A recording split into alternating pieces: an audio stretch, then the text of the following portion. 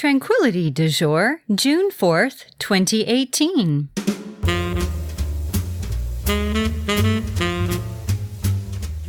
Hello there, this is Kimberly Wilson and welcome to the 422nd edition of Tranquility du Jour, a podcast filled with inspiration from authors, artists, and activists around the globe. Today we're going to hear from Jordan Ring. And we're chatting all about passion to reality. So in this week's edition, you're going to hear about the interplay between passion and reality, how to get unstuck, ways to start your own adventure as he shares a bit about his, and even making peace with sweets. So lots and lots that we cover in this interview. Also, for those of you who are new to Tranquility du Jour, in the show notes, which can be found at kimberlywilson.com/blog, there's a link.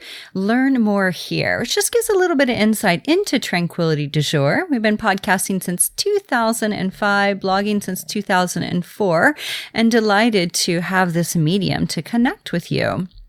I wanted to also invite you to Sunday's free event, which is Tranquility du Jour Live. So it's a 1-hour video event where I share tips on 8 tips to find tranquility in the summer. And we're also going to be talking about a 7-day detox that I'll be hosting.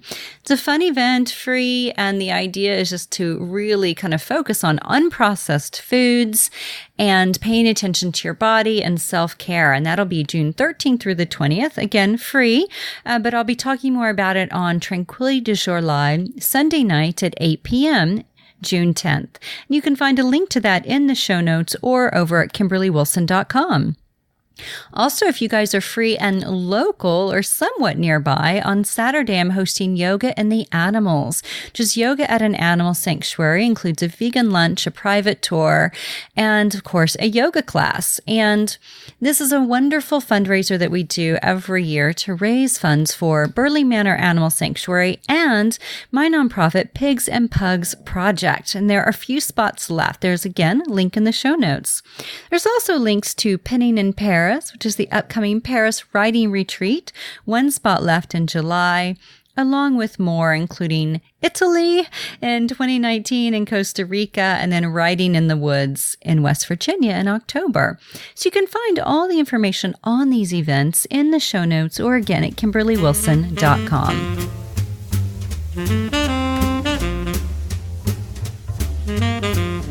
Hello there, Jordan. Hello. So thank you for being on Tranquility du Jour today. And thank you for reaching out and sending a handwritten card, which never happened. Well, thank you for having me. Yeah, I almost never do that as well. So I thought it would be something to try, and I'm glad it worked out. I'm glad it got us connected. Yes, absolutely. Thank you for doing that. Snail mail is such a treat these days, so I really appreciated it. I still have the card and I use it as a bookmark, so thank you. Cool, sounds good. Yeah, you had it on your website that you liked snail mail, so I'm like, you know what? I'm going to do something a little bit different today. I'm just going to write her a quick letter. I think I put it in a pink envelope because your website, is mostly pink, and right.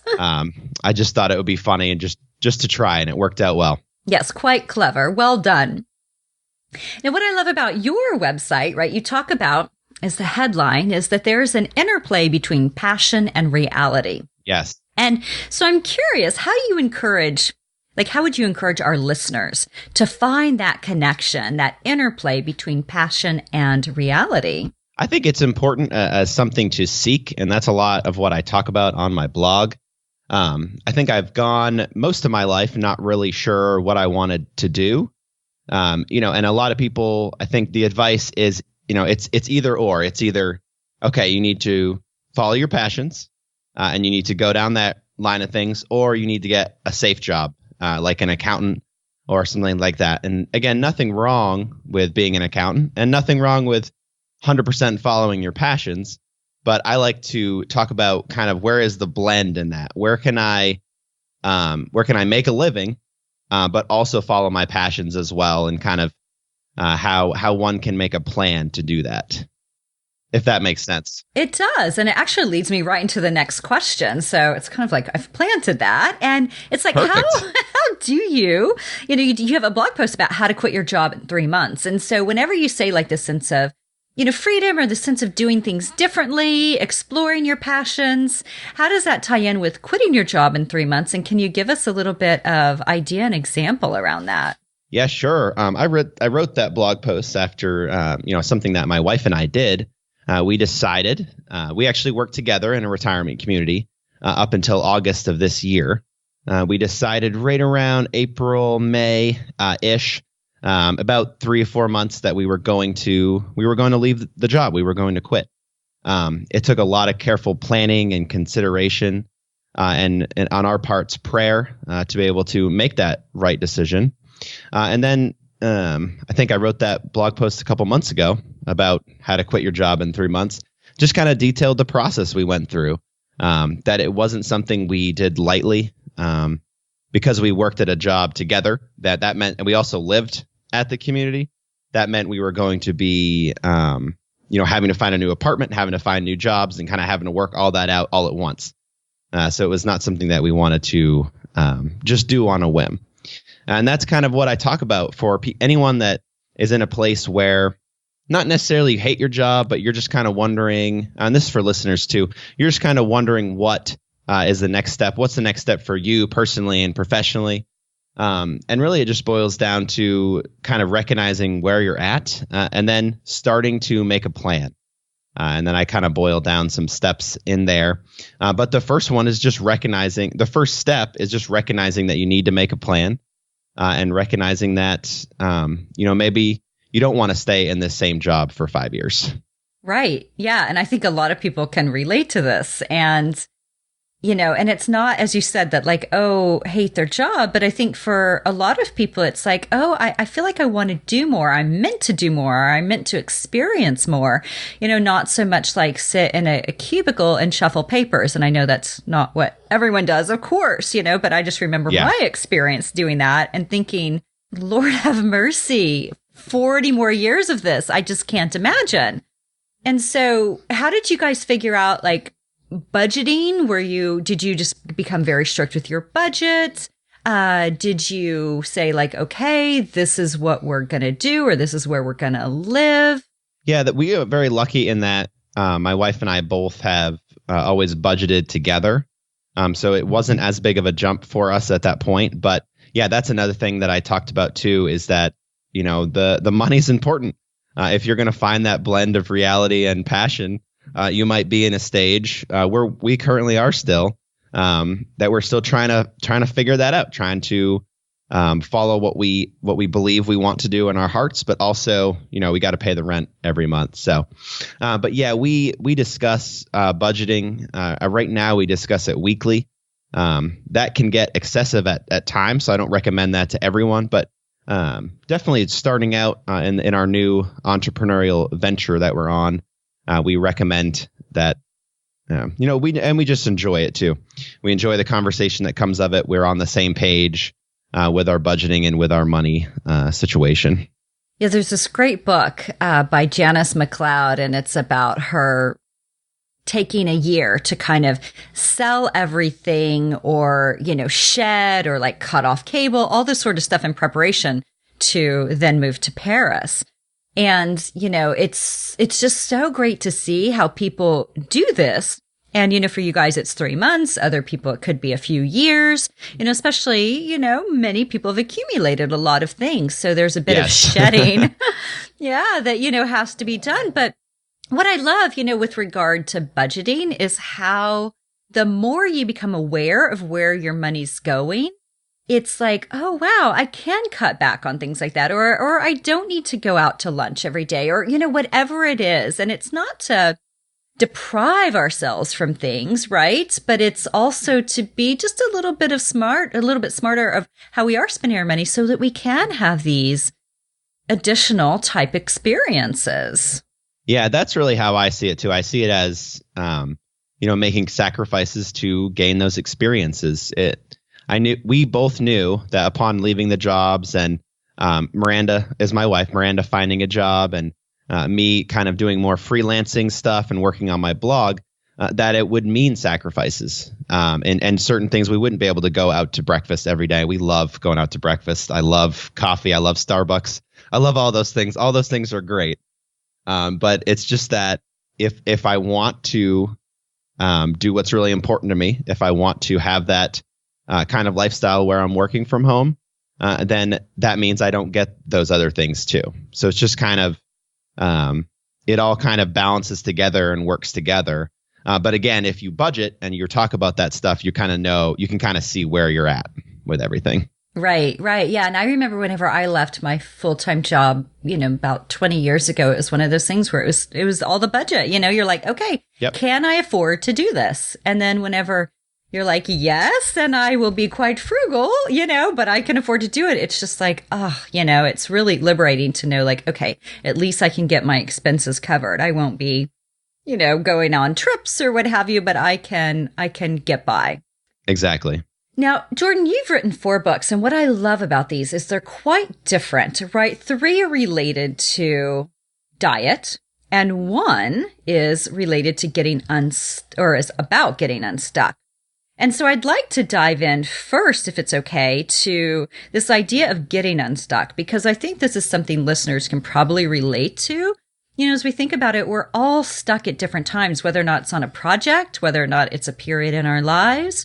And so what have you found are some of the keys to getting unstuck? Well, sure. And first of all, that was my favorite book out of the 4 to write. It was definitely the most enjoyable to pen that. I was able to write it quickly because I was passionate about it. I'm passionate about diet and such like that too. But I'm not a physical trainer. I'm not a personal trainer. I just kind of dabble in it. I definitely feel like this Getting Unstuck book was it was my most successful book. So I'm super glad you asked about that. Just because it's something that is like I said, I'm very passionate about it. I think it really boils down to, and I talk about that explicitly in the book, is taking action. I think that's where I was starting to see a lot of different books and a lot of different courses that would recommend all these different things that we should do to, all these great things that we should do to, help ourselves and move ourselves along. But they would always talk about the fact that taking action was the hardest step. And then that's where it would stop. It would be, that's going to be the hardest thing, but then it wouldn't kind of delve into how to actually start rolling along with that. So then I decided to write a book about it. Really, the main theme is taking action. And that means waking up every day and just working towards your goals. And I detail a step-by-step process within that book. Mostly it's just kind of figuring out where you're at and then setting goals for yourself, and then just being consistent with those goals, and then avoiding the roadblocks that come along the way. But I think definitely for listeners, it's valuable to, start to see where you're at with things. And that's really what I focus on in that book is, hey, take stock of where you're at in your life, in all aspects, like we were talking about before, to try to find that balance between things, if that makes sense. Yeah, no, absolutely. And, let me ask you this. So, and sorry, my dog was grumbling in the background. Not a problem. Whenever you kind of think about taking stock, right? And so say we take stock and we realize, things are out of sorts. Like I do feel stuck. I feel stuck in this relationship. I feel stuck in this job. I feel stuck in this city or, this role that I've taken on, and you say that, we take certain steps and you've got a step-by-step plan. Are there any that you're like, this is what I found to be super duper helpful? Yes. And I think, like I said, it's recognizing, but then it's realizing that the longer you are in a job or the longer you're in a certain place, then the longer it may take to get out. And I think that is where a lot of people who are stuck will then continue to be stuck, in that they've been in a job or position for quite a while. And the longer you're in a position, the longer you're in a certain place, I think the longer it will take you to get out. And I think just recognizing that and then having the patience to to get out of that. Yeah. And you mentioned, the importance too of like having some sort of a routine or a way in which like these are my steps to get out. How did you determine kind of, okay, this is how I think I'll be able to get unstuck? In my personal life, I'm trying to think of what exactly we were going through at that time. Really, it was just like the move. I think for me, it was just trying to realize that I wasn't taking any steps. Really, I was kind of not really realizing where I was going with life, and it can definitely hurt to realize. And just to be honest with yourself and just to really, one of the practical things I had readers do for my book is write themselves a letter. Write yourself a letter from a year from now, 10 years from now, of where you kind of want to be, in as a way to really motivate yourself, because it can be really hard to kind of take a step back and look at yourself and kind of see where you're at. It was painful for me after I kind of had more of my enlightenment period after I was 25. I feel like I spent a lot of time in college and a lot of time afterward, kind of just not really sure what I was doing. And looking back now, I was like, oh man, like, well, how could I have been so blind? But just the importance of just looking and taking a step back and looking at yourself. And I think that letter is a practical way to do that.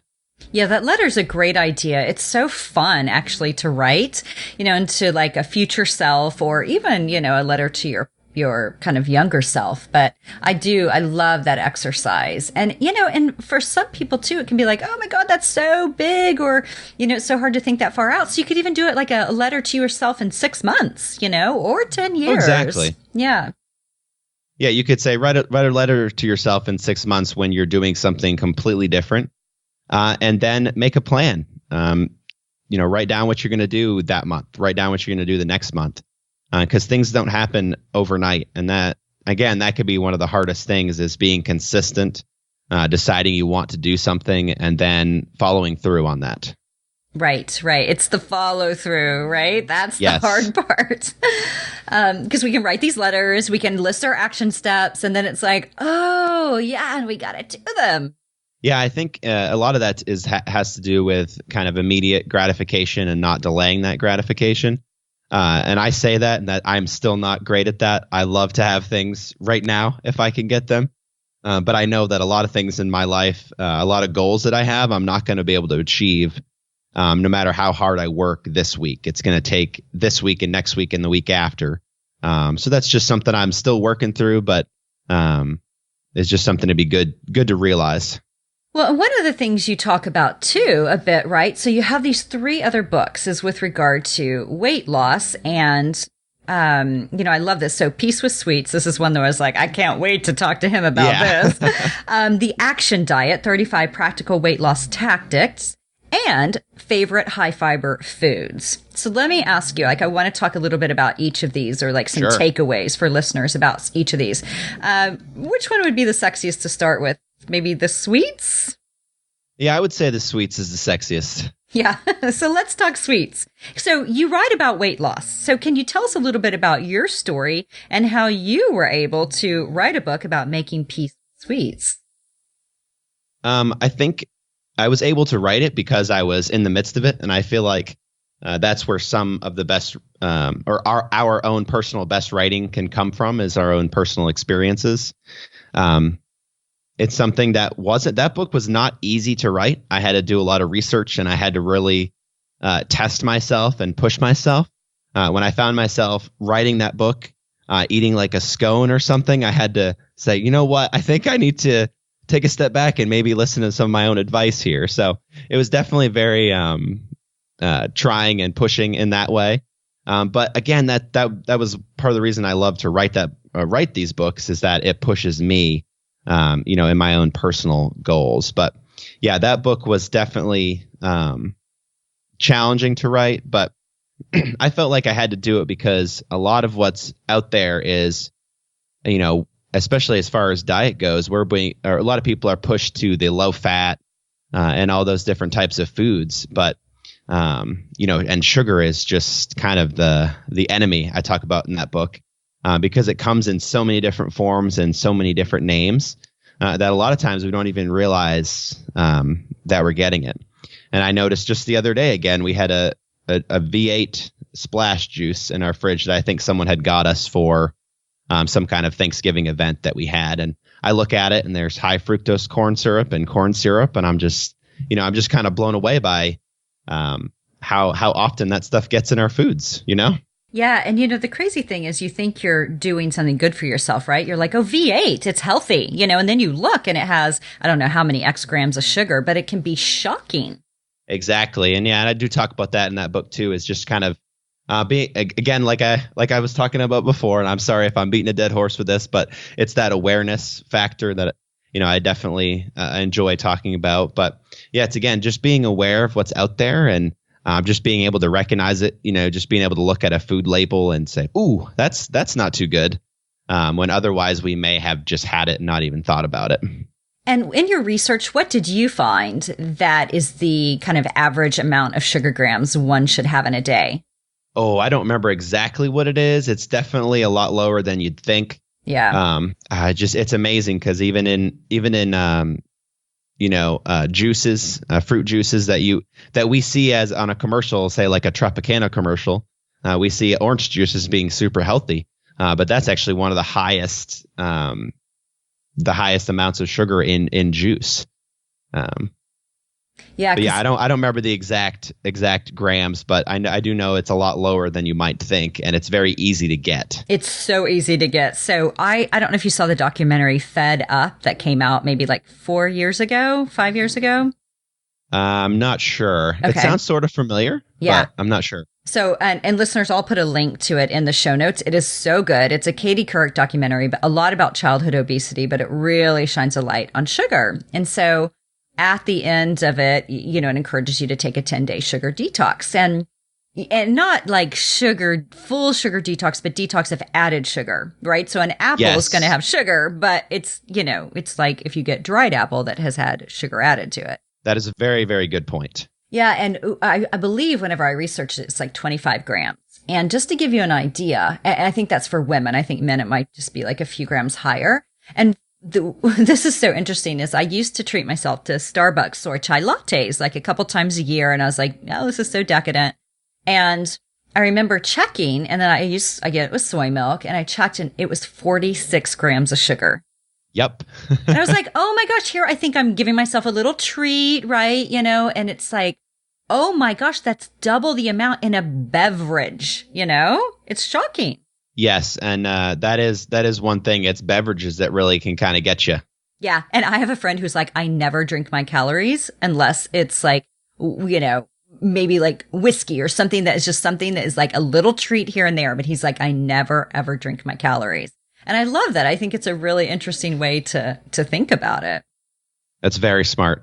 Unless, of course, it's a green smoothie. Then you definitely drink your calories, but well, then it's okay. Yeah, it is legal. Now, what are your favorite high fiber foods? Oh man, yeah. When that book was on a blog I started which is called fiberguardian.com.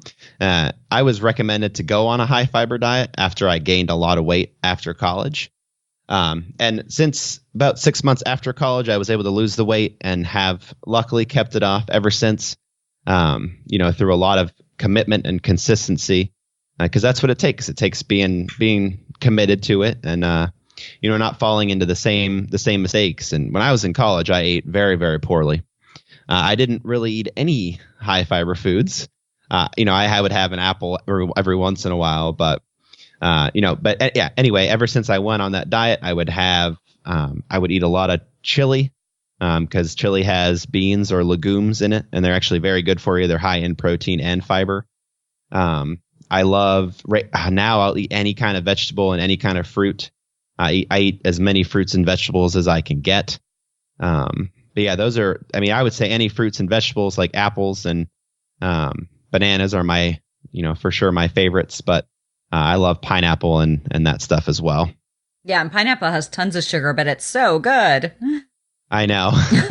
try not to have too much. But as I did talk about in the Peace with Sweets book, I tried to, as you mentioned actually before, is to differentiate between added sugar and sugar, because sugar in and of itself is not the worst thing in the world. It's when we're like adding it to drinks or when we're adding it on top of other things that we can kind of get in trouble. Well, what's wild is I remember being out in West Virginia recently, and I was so craving like a green smoothie or, something along those lines. And we find in the shopping center, like one of those smoothie places.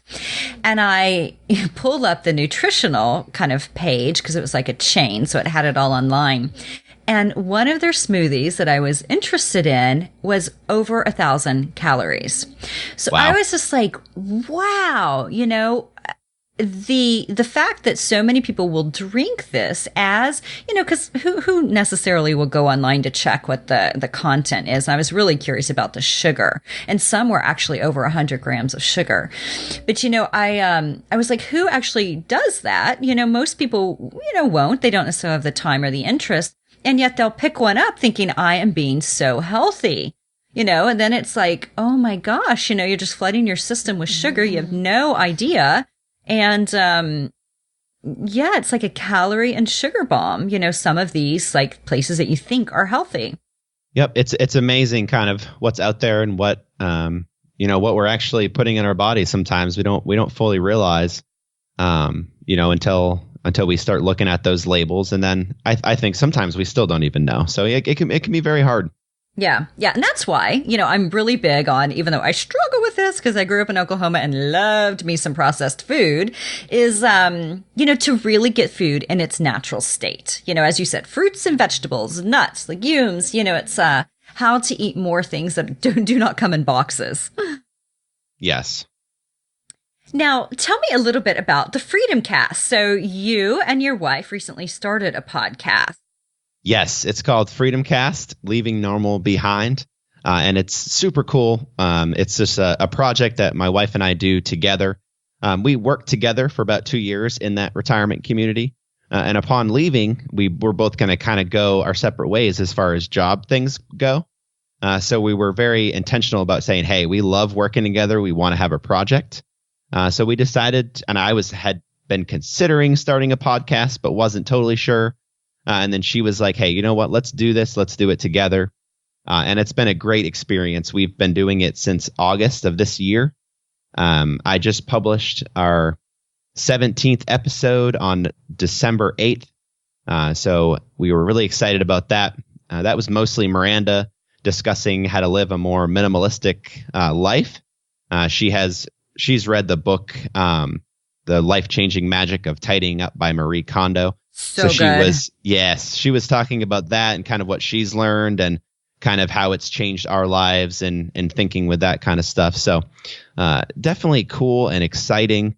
It's probably the thing I'm excited about most just because we've gotten a lot of good feedback on it from friends and family. My family and her families can't seem to remember what I do for a living, but they always ask about the podcast. So it's kind of cool in that way. It's something that they can talk about and remember. So it's neat.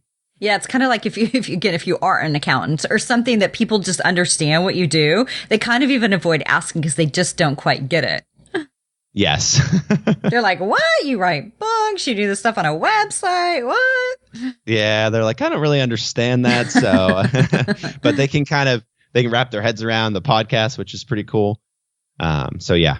It is, because I tell you, whenever I started my podcast in 2005, I mean, for probably about 5 years, no one really understood. And it was one of those things where it's like, well, it's this online radio show that you can listen to at any time. It's so hard to even describe or for people to grasp what a podcast was. And now it's like everybody knows, so it's kind of, I love that your family's like, I get a podcast. Yes. Now, why Freedom Cast? What is it about freedom that appeals to you and is kind of part of what you kind of share of your message? Sure. Yeah. So that's a lot. We try to incorporate kind of freedom and living differently into every podcast episode. That's kind of our main theme is how do we get a little bit more out of life? How do we get to that next level?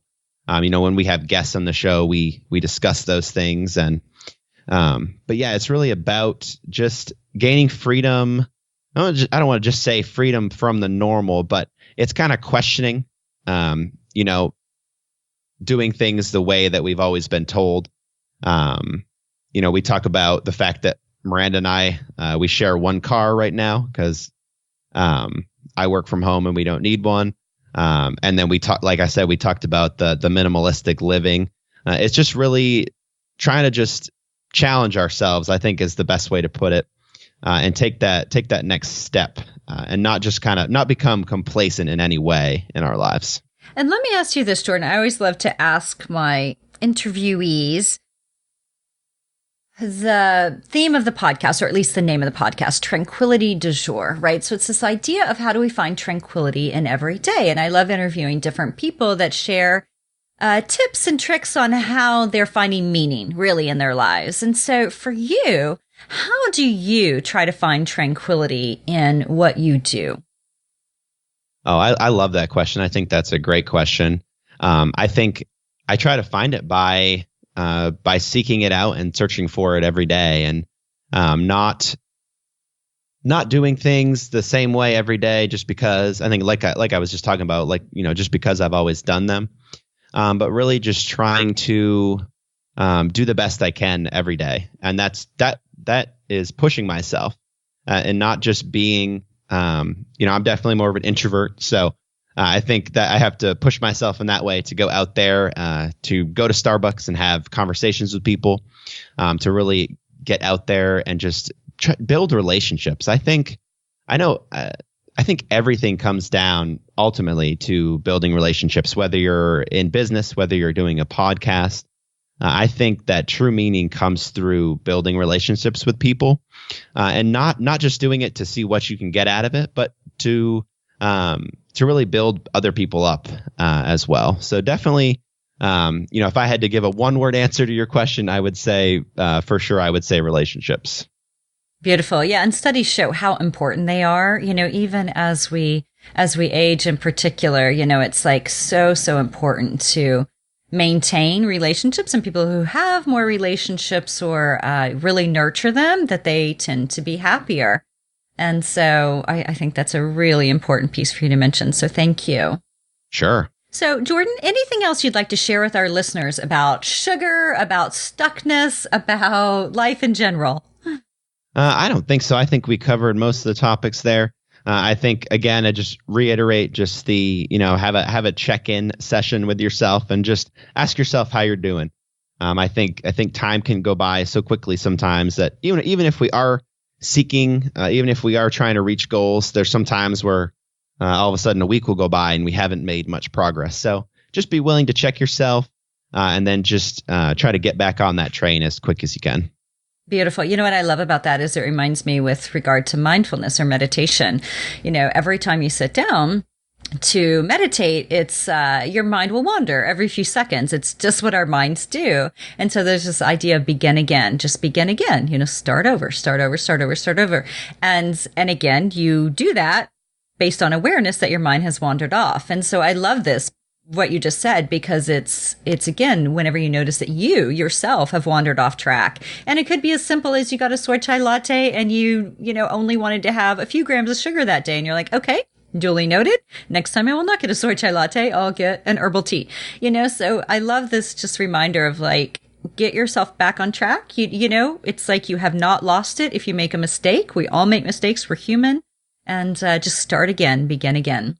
Yes, I really like that. I like that. Begin again. That's cool. Well, thank you so much, Jordan. Oh, not a problem, Kimberly. I really appreciate you having me on, and just thank you so much.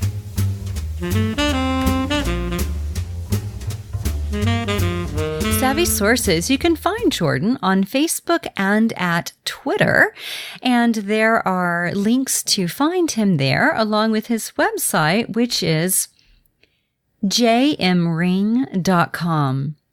Also, if you're interested in receiving my love notes, this is something I send out typically 2 times a month, and I'll be sending one out this week. Ideally, that's the hope and the plan. Although I'm off to Texas for a memorial service after losing an aunt. And so my week is a bit condensed, but my hope is to get one out to you guys this week. And if so, what I'm curious about is there anything in particular that you're currently struggling with, or you'd like some tips or suggestions around? I heard from a couple of you that kind of overwhelm and productivity are on your minds. So if there's anything else, let me know, because I do love kind of catering these to what it is that's going on for you. Also, I did my May in Review blog post over the weekend, and there's lots of really fun, savvy sources there, along with a recap of May and wishes for June. Because end of next week, we're actually headed to Utah for a week-long course on how to start an animal sanctuary at Best Friends' Animal Sanctuary. And you may be familiar with them. They've been around for years and years and years, bestfriends.org. And they're mainly cats and dogs, but at the sanctuary, there will be pigs. So I'm very, very excited. So again, there's a link in the show notes if you'd like to sign up for Love Notes. And these are delivered into your inbox, and also gives you access to Tranquil Treasures, which is an assortment of PDFs and MP3s and videos on ways to find more tranquility in the everyday.